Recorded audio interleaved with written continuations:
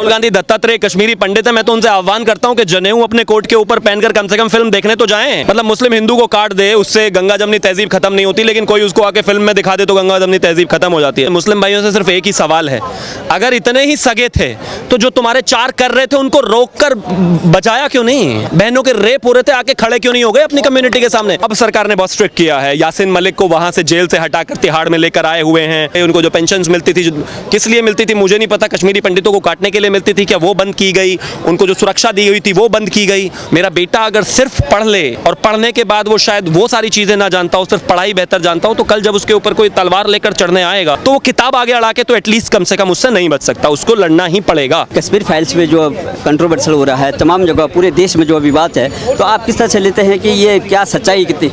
इतनी कंट्रोवर्सी जब वो कश्मीरी पंडित मारे गए थे उस समय हो जाती तो मुझे लगता है उनका कुछ भला हो जाता। फिल्म पे कंट्रोवर्सी करना छोड़िए, जो सच्चे एविडेंस हुए हैं और आतंकवादियों को, सेपरेटिस्टों को जिस तरीके से बड़े बड़ी चीज़ों से नवाजा गया और प्रधानमंत्री से मिलाया गया है, उनको जेल में तो ठूसा ही हुआ है इस सरकार ने। बेहतर होगा कि जब वो अगली बार आपके बीच में आए तो उनका मुंह रंग के वापस उनको पुलिस के पास छोड़ाएं। उस पर कंट्रोवर्सी होती तो बेहतर होता। लोग जिनकी जान चली गई उस पर फिल्म बन रही है तो इस पर कंट्रोवर्सी, कोई कंट्रोवर्सी की आवश्यकता नहीं है। राहुल गांधी बोलते हैं मैं भी कश्मीरी पंडित हूँ, लेकिन अभी कुछ भी उनकी तरफ। राहुल गांधी दत्तात्रेय कश्मीरी पंडित है। मैं तो उनसे आह्वान करता हूं कि जनेऊ अपने कोट के ऊपर पहनकर कम से कम फिल्म देखने तो जाएं, और जितने उनके राज्यों में उनकी सरकार है उनसे कहें, उनसे आह्वान करें कि इसको टैक्स फ्री करें ताकि जनता के पास ज्यादा से ज्यादा एक्सेस रहे और लोग देख पाएं।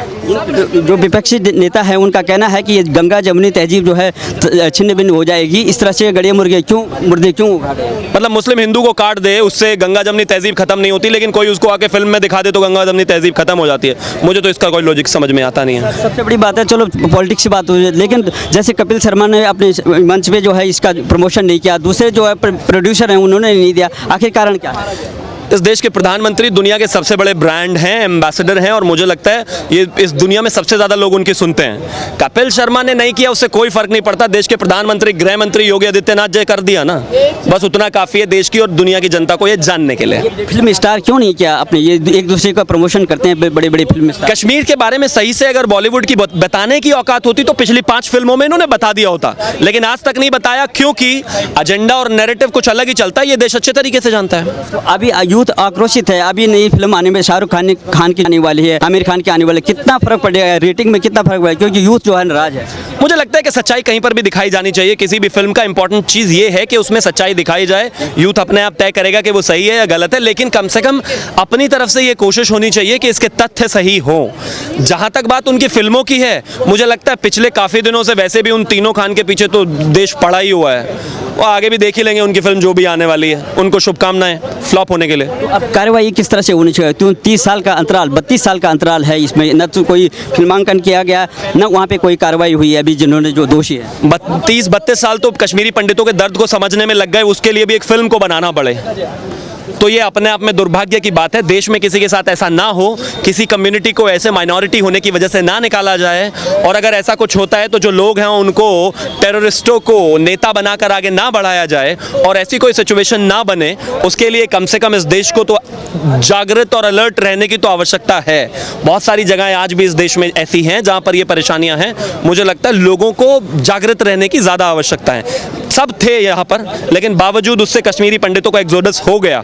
अपने आप भी संगठित और इकट्ठा रहने की आवश्यकता है, क्योंकि अगर आप खुद से समर्थ नहीं है कोई आपकी मदद नहीं करता। अखिलेश यादव कहते हैं कि ऐसे दंगे तो जो है देश के अंदर होते रहते हैं। वो कंपेयर कर रहे हैं ये कश्मीर और यहाँ के दंगों में, जैसे कि लखीमपुर खीरी में हुआ, उसमें भी फिल्म होनी चाहिए। तो मेरा तो मानना है उनको किसी दिन, कुछ दिन के लिए जाकर बोल दीजिए कि कश्मीर में जाकर रहें, पता चल जाएगा। बहरहाल अब तो सिचुएशन ज़्यादा बेहतर है, लेकिन उनको छोटा सा 2 कमरों का मकान अगर प्रधानमंत्री आवास योजना के तहत मिल जाए श्रीनगर में, और वो 6 महीने अपने पूरे परिवार के साथ वहाँ पर रह ले, तो उनको भी समझ में आ जाएगा कि क्या कहना चाह रही है सरकार और क्या दर्द था कश्मीरी पंडितों का। अगर आप उनके साथ सिंपैथी नहीं रखते कोई बात नहीं, लेकिन उनके साथ कम से कम नफरत तो मत रखिए। ये तो बेहुदगी वाला बयान है। असुद्दीन ओवैसी कह रहे हैं कि केवल मुस्लिम को ये टारगेट किया जाता है, उसमें जो है मुस्लिमों की भी हत्या हुई थी और केवल ये दिखाया जा रहा है ये बीजेपी सरकार जो है, सरकार ने फिल्म बनाई। ऐसा बिल्कुल नहीं कहा गया। Time and again Vivek Agnihotri ji ने कहा है कि जो मॉडरेट मुस्लिम था उसको भी मारा गया। लेकिन मेरा सिर्फ उन भाइयों से, मुस्लिम भाइयों से सिर्फ एक ही सवाल है, अगर इतने ही सगे थे तो जो तुम्हारे 4 कर रहे थे उनको रोककर बचाया क्यों नहीं, पीटा क्यों नहीं? बहनों के रेप हो रहे थे, आके खड़े क्यों नहीं हो गए अपनी कम्युनिटी के सामने? मुझे कोई दुश्मनी नहीं है उनसे, कोई नफरत नहीं है मुस्लिम से, मुझे क्यों नफरत होनी है? लेकिन मेरा सवाल है, अगर आप इतने ही सीधे और शानदार और अच्छे थे तो जब तुम्हारे पड़ोसी हिंदू को काटा जा रहा था 4 आकर खड़े क्यों नहीं हो गए? क्यों नहीं रोका उन्होंने उसको? हिंदुओं के मोहल्ले में किसी मुस्लिम के बच्चे के साथ ऐसा हो, 4 हिंदू खड़े हो जाएंगे और कहेंगे गलत कर रहे हो, रोको इनको। वो क्यों नहीं रोके? रोके नहीं, इसका मतलब जब आप चुप रहते हैं तो आप उसका समर्थन करते हैं। भारत की संप्रभुता पे जो है प्रहार हो रहा था, केंद्र में सरकार क्या करती? उस समय कांग्रेस सरकार 1 महीने जो कि यहाँ पे थी, जनता पार्टी की सरकार थी जो कि समर्थित थी भारतीय जनता पार्टी की। जब उस स्टेट में 370 था, स्पेशल स्टेटस था उनको, उनका झंडा था, उनका सिस्टम था, उनकी पुलिस कोलैप्स कर गई थी। फारूक अब्दुल्ला पूरी तरीके से सेपरेटिस्टों के और पुलिस के समर्थन में थे, लोगों को कटवाया जा रहा था। मुफ्ती मोहम्मद सईद को भी किस तरीके से कहीं ना कहीं उन चीज़ों को सपोर्ट किया जा रहा था। केंद्र तक बहुत सारी चीज़ें पहुंची भी नहीं। और दूसरी बात यह भी है कि जब आप ऐसा आपने कभी देखा भी होगा, मैं आपको आमतौर पर बहुत सारे एग्जाम्पल इसमें देता हूँ। आपने देखा होगा एक छोटे से एरिया में एक डॉन या गुंडा जो है बन जाता है, उसके सामने कभी कभी पूरा प्रदेश का दस्ता ही फेल हो जाता है। वो छोटी सी दुनिया में इस तरीके से छावनी क्रिएट कर लेता है। वो वहीं पर यही हाल हुआ कश्मीर का। अब ऐसी सिचुएशन बनने नहीं देनी चाहिए। माइनॉरिटीज़ को प्रोटेक्ट करना सरकार की जिम्मेदारी है, सरकारों की जिम्मेदारी है, लेकिन उसके लिए साथ साथ अलर्ट रहना भी ज़रूरी है। अगर राजीव गांधी ने उस समय जगमोहन जी के लेटर्स को सीरियसली लिया होता और ये समझा होता कि भाई ये जो है गलत हो रहा है और उस पर कहीं ना कहीं काम किया होता, तो मुझे लगता है ये सिचुएशन नहीं आती। दूसरी बात, फिल्म में एक लाइन भी है कि चीफ मिनिस्टर को अगर फिल्म हीरोइन के साथ घूमने से फुर्सत मिले, बाइक राइड करने से, तो वो कुछ करे ना। मुझे लगता है नेता को नेता इसलिए बनाया जाता है ताकि वो जनता का ध्यान रखे। अगर वो नहीं कर सकता फिर किसी काम का नहीं है वो। 1984 से 1990 के बीच में कांग्रेस की सरकार थी और राजीव गांधी प्रधानमंत्री थी। गृह मंत्री का क्या रोल होता है? गृह मंत्री का रोल देश की आंतरिक सुरक्षा का होता है। और मुफ्ती मोहम्मद सईद से आप क्या सुरक्षा की उम्मीद करते हैं? मेरा मानना है कि आज जो गृह मंत्री का रोल है शायद वो एक रोल होता है, या सरदार वल्लभ भाई पटेल का जो रोल था इस देश को इकट्ठा करने में, वो एक गृह मंत्री का रोल होता है। आज जब एक गृह मंत्री खड़े होकर लोकसभा में कहता है कि 370 हटाने के लिए, और जब वो स्पीच उनकी चल रही थी तो वो कहते हैं कि पीओके को क्या आप अपना हिस्सा नहीं मानते, जान दे देंगे उसके लिए। आज से पहले क्या कहते थे लोग कि कश्मीर हमारा हिस्सा ही नहीं है, कभी इन्होंने बात ही नहीं की उस पर, क्योंकि दम नहीं था ना। माइनॉरिटी अपीजमेंट, मुस्लिम तुष्टीकरण में इतना धंस गए थे कि डर लगता था उसके बारे में बोलते हुए। तो तत्कालीन जो है वहाँ की जो स्टेट गवर्नमेंट थी वो तब जब कोई क्रिटिकल मामला हुआ, मुख्यमंत्री जो है इस्तीफा दे करके भागे, तो ये क्या किस तरह का चरित्र था? जब ये कहावत के तौर पे आप इसको लें, जब पुलिस चोरों से मिली हुई हो और चोर कोई वारदात कर रहा हो तो वो जो है छुप जाते हैं, चले जाते हैं, वो होते नहीं है वहाँ मौके पर। सरकारों को वहाँ पर अपरोक्ष रूप से समर्थन था। पुलिस की उस समय जाहिर बात है कि अपनी उतनी मजबूरियां रही होंगी क्योंकि वहां पर मिलिटेंसी बहुत ज़्यादा हावी थी। लेकिन सरकार का जब गुंडों को समर्थन हो जाएगा, आतंकवादियों को समर्थन हो जाएगा, तो फिर आम आदमी के पास तो AK-47 है नहीं, वो अपना बचाव नहीं कर सकता। आम आदमी के लिए सुबह से शाम तक की परेशानी ये रहती है कि उसको रोटी कमा के घर चलाना है। अब वही AK-47 हटा बना लेगा तो हम में और तालिबान में कोई खास फर्क नहीं रह जाएगा। जज को मारना, उनको जो है एनकाउंटर करना, जज को जो घर में घुस के मारना, IAS अधिकारियों का जो है रिपोर्टिंग का जो है संज्ञान नहीं लेना, पुलिस कमिश्नर का जो नहीं लेना, तो ये कहाँ तक की किस तरह की सरकार थी उस समय केंद्र में? देश में लोकतंत्र में नेता इसलिए बनाए जाते हैं ताकि वो सारे डिपार्टमेंट्स को, चीज़ों को सही दिशा निर्देश देकर प्रदेश और देश को चलाने का काम करें।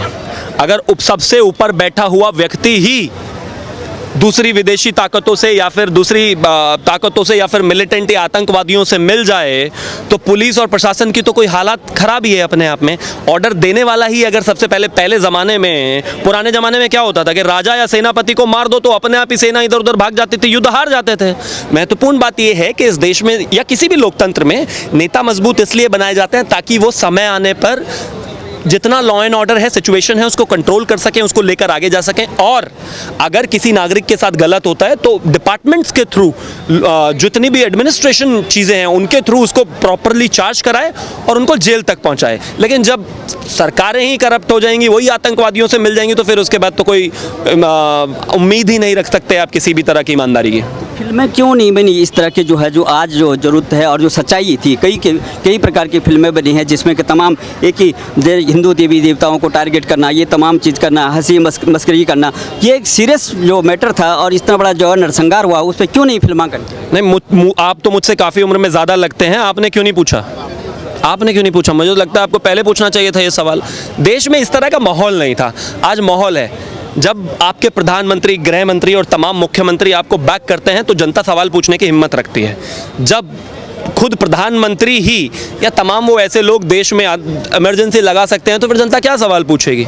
तो वही हुआ है। आज जब आप जनता के साथ खड़े हैं तो लोग सवाल पूछ रहे हैं। डायरेक्टर ऐसी फिल्म बनाने की हिम्मत कर रहा है। आपको लगता है विवेक अग्निहोत्री कांग्रेस के समय पे ऐसी फिल्म बना सकते थे? बिल्कुल नहीं बनाते, और अगर बना देते गलती से तो बैन करा देते ही उसको। तो वही लोग अभी इसका विरोध कर रहे हैं, तो क्या आप क्या संदेश देना चाहते हैं कि किस तरह का जो कार्रवाई किस तरह से होनी चाहिए, क्योंकि कोई कार्रवाई भी नहीं हुई उस समय जो इस तरह। मुझे लगता है अब सरकार ने बहुत स्ट्रिक्ट किया है। यासीन मलिक को वहां से जेल से हटाकर तिहाड़ में लेकर आए हुए हैं, उसको यहीं पर डाला हुआ है, ऑपरेट नहीं कर सकता। उसके परिवार पर भी जिस तरीके से बीत रही है, तमाम वो लोग हैं उनको यहाँ उठाकर लाया गया, उनकी सारी सुविधाएं हटाई गई। उनको जो पेंशन्स मिलती थी, किस लिए मिलती थी मुझे नहीं पता, कश्मीरी पंडितों को काटने के लिए मिलती थी क्या, वो बंद की गई। उनको जो सुरक्षा दी हुई थी वो बंद की गई। मुझे लगता है कि समय के साथ जब मजबूत सरकारें रहती हैं तो अपने आप चीज़ों को बेहतर कर। मैं सिर्फ इतना कहना चाहता हूँ कि हर एक वो मुद्दा जो इस देश के लिए ज़रूरी है उठना चाहिए। मेरे देश का युवा सबसे ज़्यादा टीवी, मोबाइल इन सब में व्यस्त है। तो एक जो एलीट क्लास है, जो एक इंटेलेक्चुअल क्लास है, उसकी जिम्मेदारी बनती है कि उसको मोबाइल पर ही सही चीज़ें दिखाई जाए। मेरा बच्चा अगर टीवी पे सही चीज़ें, टीवी देखना ज़्यादा पसंद करता है तो मैं कोशिश करूँगा उसको वो चीज़ें दिखाऊं जो उसके काम आए। तो ऊपर जो बैठे हुए लोग हैं, इंटेलेक्चुअल क्लास जो बैठी है, क्रिएटिव क्लास जो बैठी है, अगर इस देश का बच्चा ज़्यादातर डिजिटल कंटेंट देख रहा है तो रादर देन पुटिंग एवरीथिंग मतलब एकदम एडल्ट डालने से बेहतर है कि आप हिस्ट्री पर और चीज़ें बनाएं, सही चीज़ें बनाएं, कंटेंट बेहतर हो। मैं कहता हूँ वो कुछ चीज़ें शायद खिलाफ भी होंगी कि करंट सरकार के, कुछ साथ भी होंगी, लेकिन आप दिखाने की तो हिम्मत करें, बाकी सब चीज़ें तो बाद में है। वो कह रहा है कि हमें इतिहास भी ठीक से नहीं पढ़ाया गया, गलत नहीं, इसमें तो कोई दो राय ही नहीं है। जब रोमेला थापर जैसे लोग और तमाम ऐसे लोग हैं, 10 ऐसे नाम हैं, जब वो किताबें लिखने लग जाएं तो समझ लीजिए कि देश का हाल क्या है। जब दिल्ली में 10वीं के पाठ्यक्रम में भगत सिंह को आतंकवादी पढ़ा रहे हो हम, जिसने इस देश के लिए जवानी में जान दे दी, शहीद हो गए, अगर उनको आतंकवादी पढ़ा रहे थे तो क्या सही किताब पढ़ रहे थे हम? मुझे तो नहीं लगता। आगे ऐसी घटनाएं ना हो, क्या संदेश है आपको? मेरा ये संदेश है कि ज़्यादा अलर्ट रहें लोग, चीज़ें ऐसी हो ना, विरोध करने की क्षमता आप में होनी चाहिए। और कितना भी कुछ भी चीज़ें हों, कोई भी विषम परिस्थिति हो, एक कम्युनिटी, एक लोग, एक समूह जब मजबूत होता है तो सरकार चाहे थोड़ी इधर उधर भी हो, आपको कोई कुछ नहीं करता। इसीलिए पुराने ज़माने में चीज़ें जो हैं मजबूती से रहती थी, एक रहते थे, साफ रहते थे, साथ रहते थे, तो चीज़ें बेहतर थी। ये कश्मीर का जो एक्सोडस है ये वही बताता है कि आपको हर तरीके से मजबूत होना है, आपको फाइनेंशियली भी स्ट्रांग होना है, आपको आपके पास एक नैरेटिव गढ़ने की भी क्षमता होनी चाहिए, आपके पास आपका किताबों में भी इतिहास हो, आप हर तरीके से सक्षम होने चाहिए। मेरा बेटा अगर सिर्फ पढ़ ले जब होगा और पढ़ने के बाद वो शायद वो सारी चीज़ें ना जानता हो, सिर्फ पढ़ाई बेहतर जानता हो, तो कल जब उसके ऊपर कोई तलवार लेकर चढ़ने आएगा और उसको तलवारबाजी नहीं आती होगी या सेल्फ डिफेंस नहीं आता होगा तो वो किताब आगे अड़ा के तो एटलीस्ट कम से कम उससे नहीं बच सकता, उसको लड़ना ही पड़ेगा। बेहतर है सारी शिक्षाएं हर किसी को दी जाएं। आपको किसी को मारने की या नफरत करने की आवश्यकता नहीं है, लेकिन हाँ इतना ज़रूर है कि अगर आप पर कोई प्रहार करता है तो आप उससे बच भी सकें, और अगर आपको ज़रूरत पड़े तो आप उसको प्रहार कर भी सकें।